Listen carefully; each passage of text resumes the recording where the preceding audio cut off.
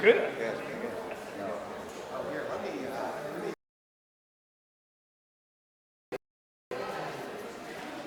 Victor is a co-author at Denver. Well, he's coming. He visits. He's visiting. He's been 6 months here, 6 months here at Denver. This whole relationship. Hi, nice to meet you. Pleasure. I was just telling him a little bit about the project, which is going to be launched more closely in the next few weeks.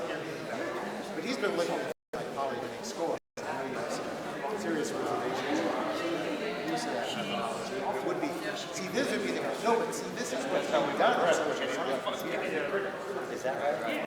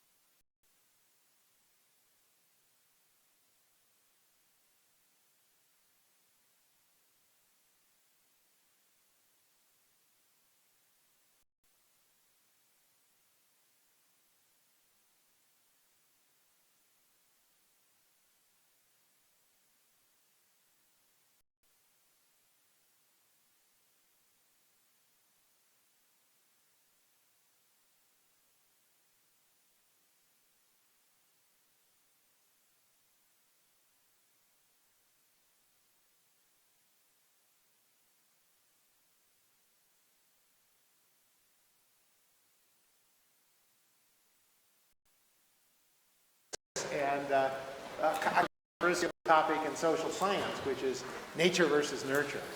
And so we're going to hear a few words of introduction. So I'm just going to introduce you to the larger Center for the Economics of Human Development that's actually sponsoring this. And here I'll just give you a few pieces of information. The co-director is here with Steve Durloff. Why don't you stand up?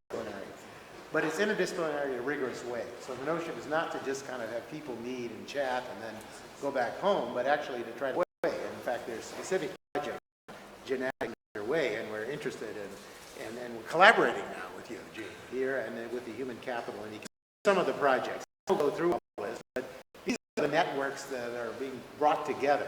When I say networks, there's a larger group of people, around 400, working on different components with meetings that are often very, very technical, small meetings, and then a few general lectures like this. So about different partnerships that we have, there are multiple partnerships. I won't go into any great detail. But the notion is not only to develop new ideas, but also develop the next process of this cultural collaboration. And so in addition to our own work, we work with the human capital and economic opportunities associated with it. In fact, so it's but this also gives us more of a global reach, but it also allows us to essentially details that we bring. We have a particular interest in Asia. We have the Asian Family and Transition Network, and so I won't go on too much. But we do have many different summer schools, and in these summer schools we bring in scholars from multiple disciplines. And the idea is not only do they meet each other, but economists and the fields in biology, psychology, and this kind of creates what we sometimes call the Silk Road Project. You know, different cultures clashing, but in a constructive way. So website. So we have two introductions coming. Conrad Gilliam is the Dean of the Biological Sciences Division, I guess, and a major theorist. And we look forward to your introduction to Jack Gilbert, who will actually introduce Gene Robinson. So a little bit cumbersome, but here we go. Just us between you and Gene. I just want to comment a moment on Gene's role. I see it as a pioneer in building modern molecular biology and a grand vision. And in his Institute for Genome Biology at UCIC, and to come up with a grand challenge that impacts biology and society. I mean, it's intimidating to think what he asks these investigators, but he brings to a center where they feel supported by infrastructure and ways. Young investigators I talked to said he was challenged to put together a program project grant, had no idea how to do this, so he sat down with the team and it just all fell into place. This is what we dream of doing here. It takes a lot of thought in this. So he's lowered the barrier for bringing interdisciplinary scientists to work together, which if you don't do that, you won't get anywhere. Everybody's very busy. But he's also done, I think, just an exemplary job of bringing, starting from honeybees, which you'll hear about today, but when you think of what he's working with today, so this is just one of the projects. I think there are 11 grand challenges, but I think this is just sort of in its scope. So this was at one visit, Gene announced the newest grand challenge, a $115 million from the Department of Energy to re-engineer the most common and fastest growing species of plant throughout the planet, and that is sorghum. The goal is to engineer them to use less water, therefore they have a smaller environmental, very low lignin, I believe, such that plants could, in essence, become biofactories for production of biofuels and bioproducts.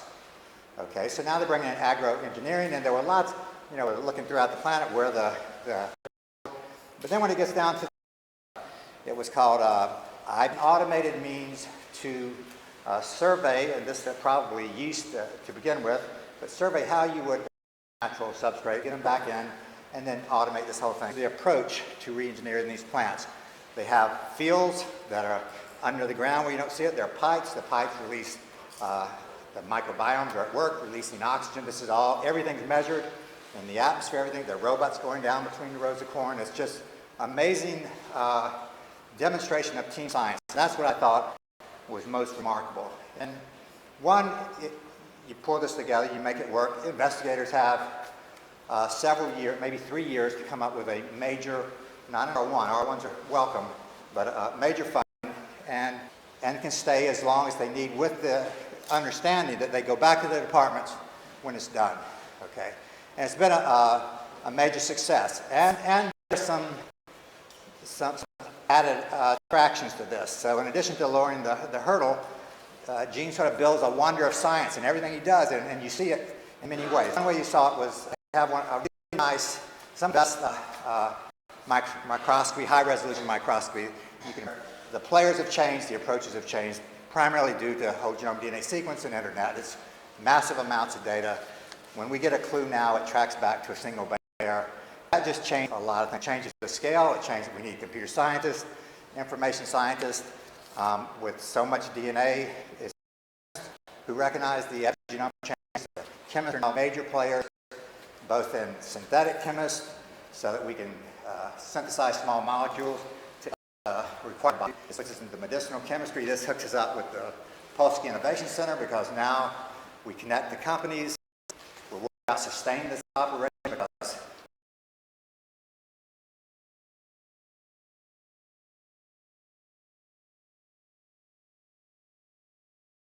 everything seems to be conspiring against us.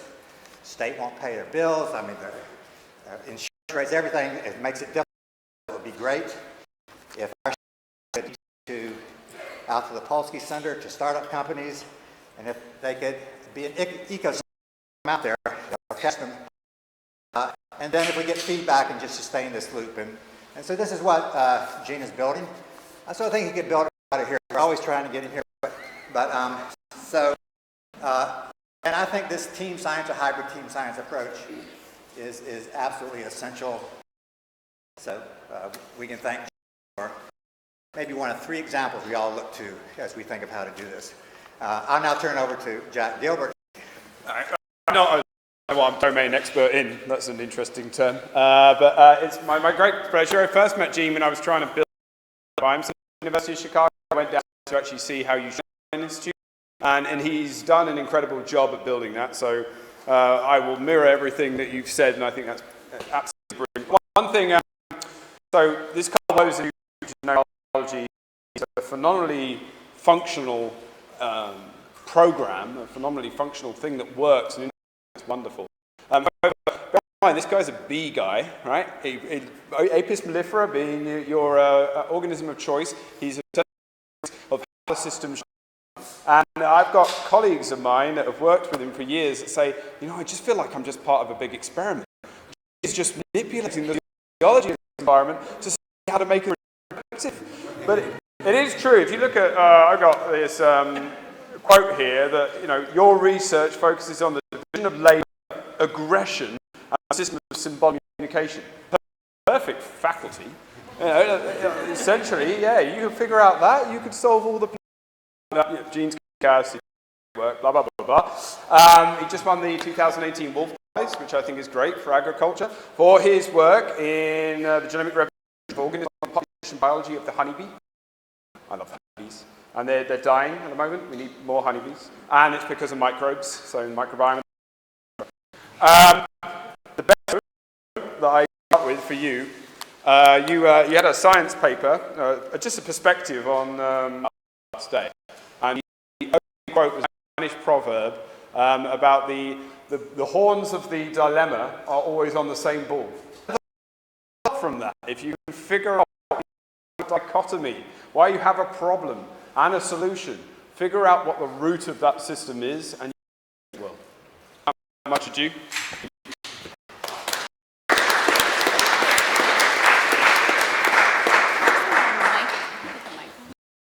Introduction. I'm just I really appreciate it. At the Institute, to say this, but I will say this, we all stakeholders of others. There were many people that have worked to create the Institute of Genomic Biology. I've been really privileged to lead it for the last 7 years, and it's an extraordinary set of people, faculty, students, and who are interested in this extreme team science approach, and we are able to have a really extraordinary group of staff who can support this at a very high level. As Conrad said, everyone needs a double. They're expected to continue working in their home departments, and so to make that possible, we have to lower the activation barriers to be able to do that, and that allows us to use Jack's in our evaluations, so that we really stay at the cutting edge in the institute and keep the teams functioning. The idea very much, I didn't know about the manipulative part, but the idea very much is a beehive, which is that the whole is greater than the sum of the parts, and that's what we look for. So I'm really honored to be here. I've had several wonderful conversations with Jim that have led to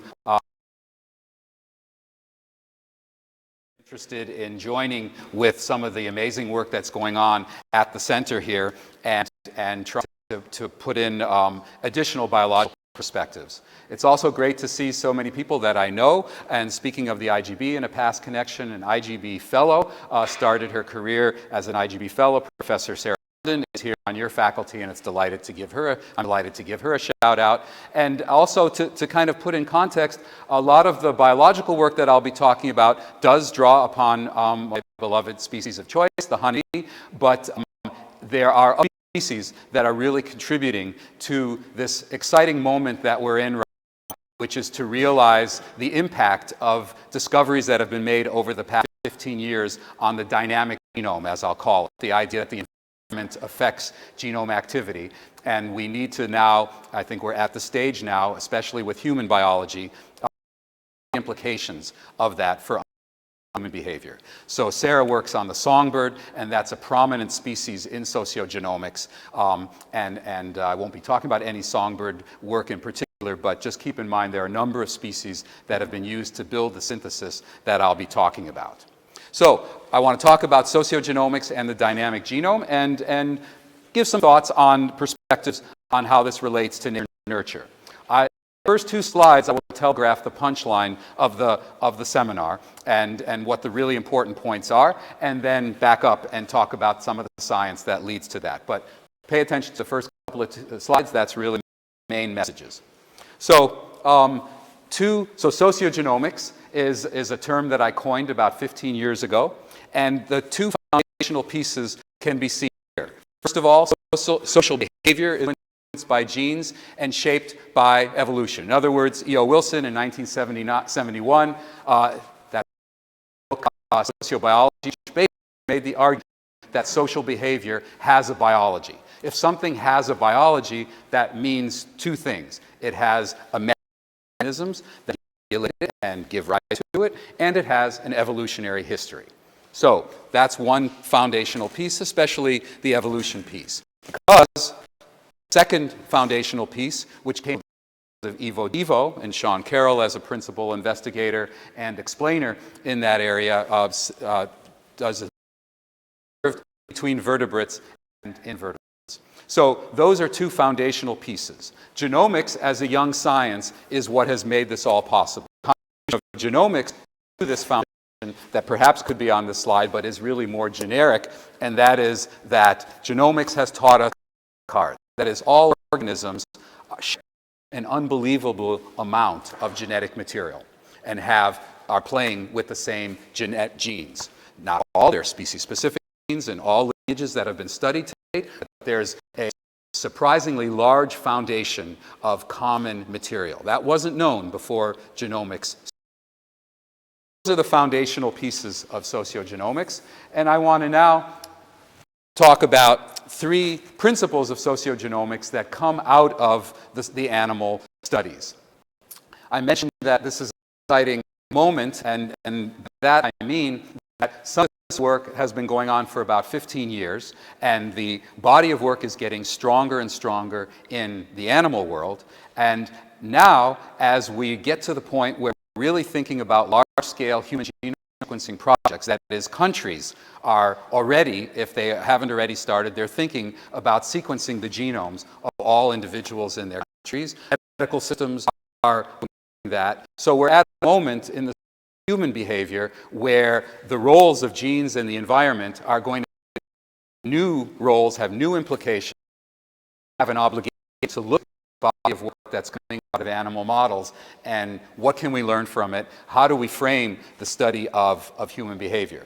I teach genes and behavior, not too often nowadays as I run an institute, but I usually, to get the students' attention and to make an honest point, begin the course by saying that behavioral genetics is one of only a couple of fields of science that's done incredible harm to people. That's a legacy of shame that we have to live down. We're now at a moment with genomics that we can get it right with respect to understanding human nature. And the body of work matured, the interest in bringing genomics to humans has matured, has deepened. So we're at a really interesting convergent point that gives, I think, new impetus to trying to bridge these gaps that we have tried to bridge for many years, but which genomics, I will assert, with the sociogenomics paradigm, gives us an opportunity to do so.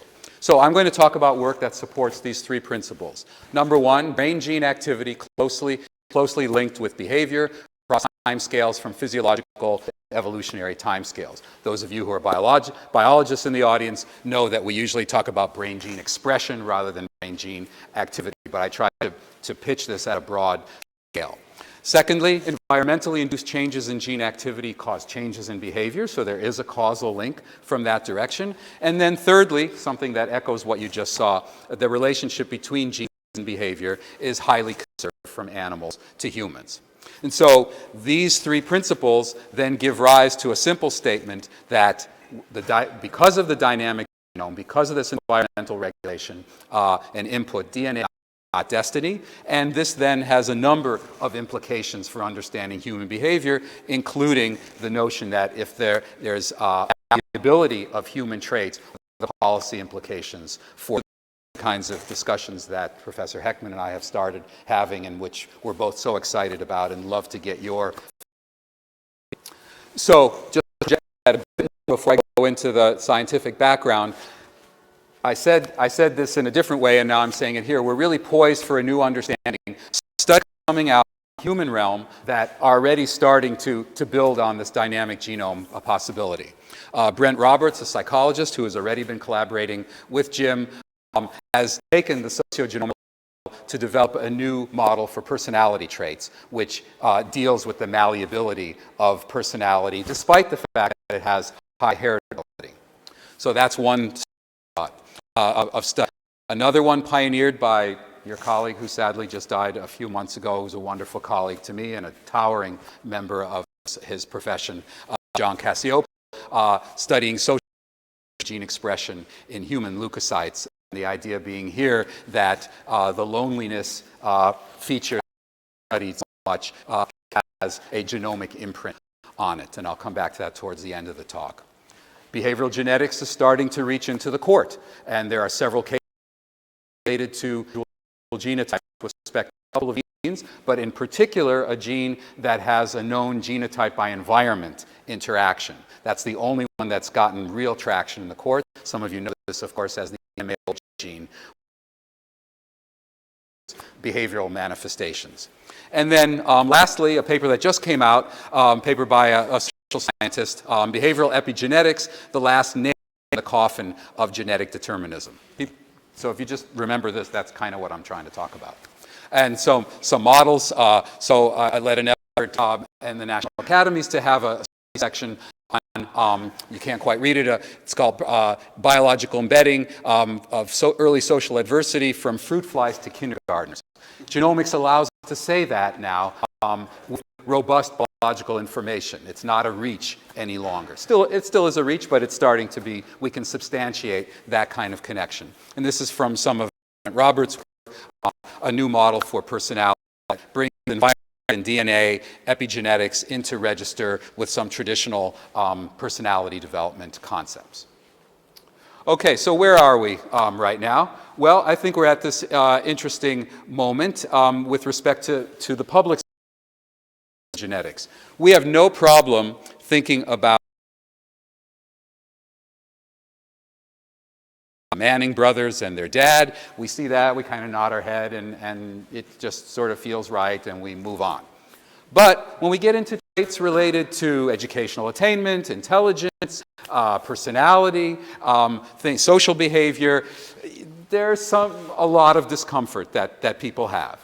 And this really stems from the idea that there still is a notion out there that genes in the environment are separate. It's like apples and oranges, and we think about them separately. We in biology are enlightened because we know it's not nature versus nurture, it's nature and nurture, but we still use this construct of genes and environment to suggest that they're really something different. And that, of course, genomics has taught us, and applying genomics and sociogenomics has taught us that that's the case. So here's the model that I think many of us are working with, and I want to show you some of the data that support this. So here we have the traditional Holy Trinity, appropriate for a room that looks like this. In molecular biology, DNA to RNA to protein. The biologists in the audience, of course, recognize this. Some other ways of looking at this are that the genome is composed, and when the genes are turned on,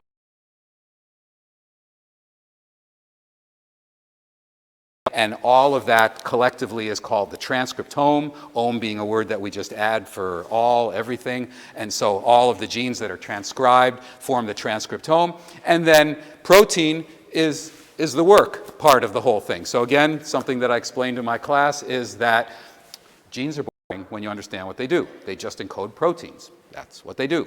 There are no mean genes, no smart genes, no dumb genes, no aggression genes. Genes just encode proteins. Proteins work together in incredible fathoms to create networks that build the body, build the brain, repair the brain, allow it to learn, and so on and so forth. And so proteins then are the basis for the higher level traits, or in the jargon we call them phenotypes. So these are the constructs, and the big point of sociogenomics is to recognize that the environment plays a big role and affects the genes, when they're turned on, where they're turned on. So this is the biological embedding piece. We don't understand it. We're just beginning to understand how the environment gets under the skin, is sensed by neurons, travels through a sensory system, is processed by the brain, gets inside the nucleus, inside the cells in the brain, to orchestrate changes in gene expression that then allow for changes in behavior. So that's really where the is. But this is the new piece, and if you recognize this, then you see that, genes in the environment, yeah, but it's all about, as Jack said, that quote, the horns of the dilemma are on the same bull, the bull in this case being genome, hopefully not the talk that I'm giving right now, and the idea being that you have hereditary and environmental influences on the genome. Hereditary influences are long-term, from generation to generation. That's what we call nature. And environmental influences are more short-term, minutes to hours to days to months to even years, and then even some increasing evidence of from generation to generation coming from the environment. And so we have two distinct influences on the genome, but the question is, and where it's integrated, is at the genome level. So how did I come to all this? I fell in love with honeybees 40 years ago, and most biologists fall in love with a question and then find the right organism or system to study that. A small minority fall in love with an organism and then try to figure out how to make a living at it. And so I'm in that small category. Fell in love with honeybees 40 years ago, quickly realized that the way to make a living with them is to appreciate and understand their social organization. So live in colonies of about 50,000 individuals. Their brain is the size of a grass seed, but collectively the whole is greater than the sum of the parts, and they're able to change behavior, reallocate labor, communicate symbolically. They are one of the most organisms on the planet because of their pollinating activity. They amount to some $15 billion a year in pollination activity in the US alone. Many crops be available without their pollinating activity. They do things on a grand scale. They're overachievers. And the reason they're overachievers is because of their bond of activity. So the purpose of today's talk, the key feature is that because of this division of labor, there's specialization. Individuals that have different roles for extended periods of time. Most animals do lots of different things, but they pass through those states very quickly. And so there are genomic components to those states, but in some cases they're hard to define. This is a classic model system. We have exaggerated behavioral states. Social evolution has given rise to these distinct behavioral states that go on for days, even weeks. in a lifespan that's just 6 to 7 weeks. So they're exaggerated state to a behavioral maturation process. Working in the hive, and here's a cartoon. An adult worker honeybee lives 4 to 7 weeks. She spends the first 2.5 to 3 weeks working in the hive. Then she graduates to working outside. And so some of the jobs, and I got scouts twice, only one group of scouts, sorry. And then corpse removers, there's a group of individuals that specialize on removing corpses, and even more. The key features experimentally are big enough to study on an individual basis. And nowadays we're at that behavioral identification modules, one behavior at a time. So kind of a secret that I just found out that I'm not too pleased about is that machine learning is not as advanced as I thought it was anyways. Because we can train an undergraduate to identify all 25 or so behaviors in 1 week, and it takes the machine learning algorithm about a month to learn one behavior. So maybe there's some expert in here that says we're doing it wrong, and I'd love to hear from you. But we're working on the system. We have several behaviors that can be monitored. So the individual level behavior is easily observed, and yes, it is manipulable. And we can do that because the social environment can be precisely controlled at the social level and then study it at different levels of biological organization.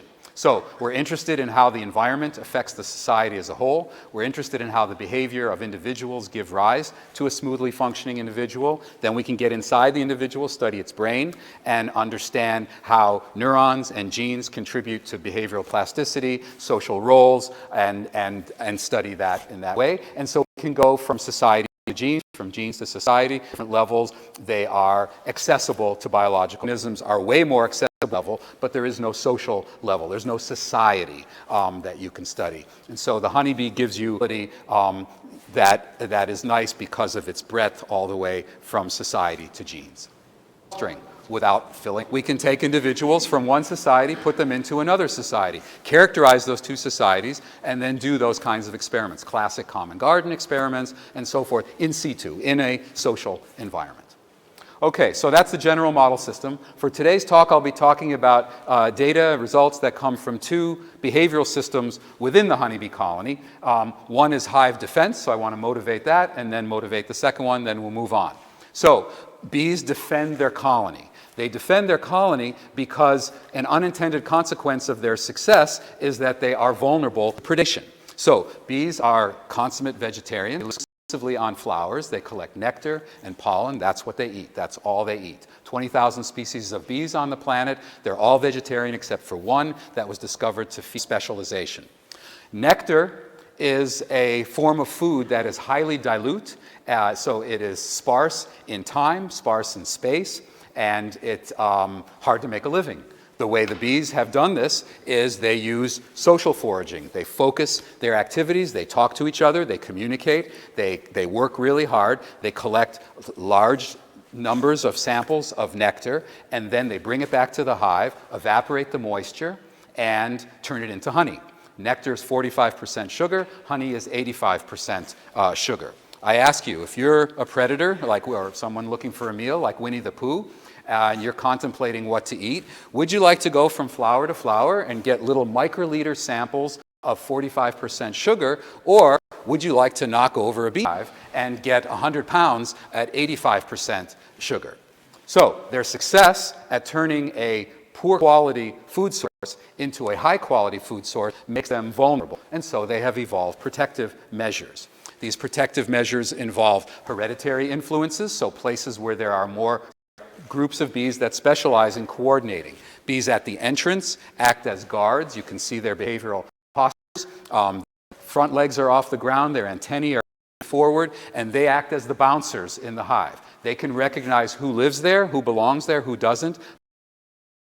If they detect that someone's trying to get into the hive that doesn't belong, they release an alarm pheromone that alerts others. The group of bees most alerted are the group of soldiers, who are the first to fly out and attempt to sting with Pooh and others and try to deter the forces that are tuned by environment to create hereditary differences. We exploit this with a strain of bee that will be called AHB, that's more aggressive relative to a strain known as EHB. So you'll see that. So that's model system number one. Model system number two, and then we're finished with the preliminaries here, and we'll get to it, are the scouts and recruits. So I mentioned that they're dealing with a low-quality food source, and one of the ways that they handle this is they group together. And so there's a division of labor even among the foragers. So there are two groups, scouts and recruits. Scout bees go out, seek food independently, and then they communicate their findings to the other bees. Most bees in the hive wait, and they wait to be told what to do. They wait to be told where to go by the scouts. So the scouts seek food independently. If any of you study animal behavior and you work with animals more sort of solitary in their life, at this point you'll say, that's no big deal. My animal goes and scouts, finds food independently. True, but then look at the second one. Scouts abandon profitable food sources. They're the young and the restless. They're always looking for the next source. This one should grab your attention because this violates a basic precept of behavioral ecology, which is win, stay, lose, go. Most animals continue something until it's no longer profitable to do that, and then they do something else. Scout bees find a good food source. They communicate by means of the dance language, which is symbolic movements and sounds. Then once there's a group of bees that are recruited to that and collecting food from that, they go on and look for a new food source. They show novelty-seeking behavior, and just to give you a spoiler on that, those of genes that we find that distinguish scouts from recruits, genes that have been previously identified in studies of vertebrates and including. Scout-like aggression also has heritable and environmental influences. So some bees are more inclined to be scouts, but depending on the environmental conditions can be tuned. So there are many resources available. The number of bees that are scouting goes down. And if it's very hard to find extreme scouts, that will always scout no matter what, and that seems to be hereditary. And then there are others that are more situational. They're more on the border, and they can kind of flip either way. Okay, so brain gene activity is closely linked with behavior and across timescales. So I'll show you data from our work on aggression. What you see here is just a way of clustering the activity and the patterns of different genes. So I'll be mostly relying on, so I want to take a moment, I'll be mostly relying on studies that look at large-scale measurements of gene expression, transcriptomics as it's known in a jargon way. And there's a variety of platforms that have been developed. Right now, the current one is you actually sequence. Remember, those of you that just learned the DNA, RNA thing for the first time, remember RNA transcribed, DNA transcribed to RNA. That's what the genes are, gene expression, gene activity is all about. So you can measure that gene activity. Right now, the method of choice is to actually sequence the RNA and see how many copies of each gene are there, and then develop a profile of gene expression profile. Then you use bioinformatics to try to derive meaning from that. One simple thing you can do is cluster genes by virtue of their expression pattern. And so you get these genes are patterns of expression, and then when you compare across behavioral states, you see very different patterns, the false color giving you measures of upregulation or downregulation. The statistical measure is differential gene expression. List of genes, differentially expressed genes, DEGs. You'll see the term DEGs here and there. So here's one such experiment.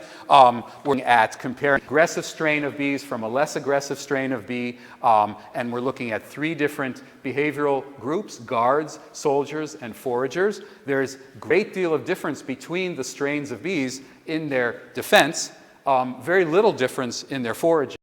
This largely tracks what you see in terms of individual genotype contributions. You see that larger numbers of friendly expressed genes in the brains of guards and soldiers relative to foragers. That fits. We did then also an experiment where we exposed bees to alarm pheromone.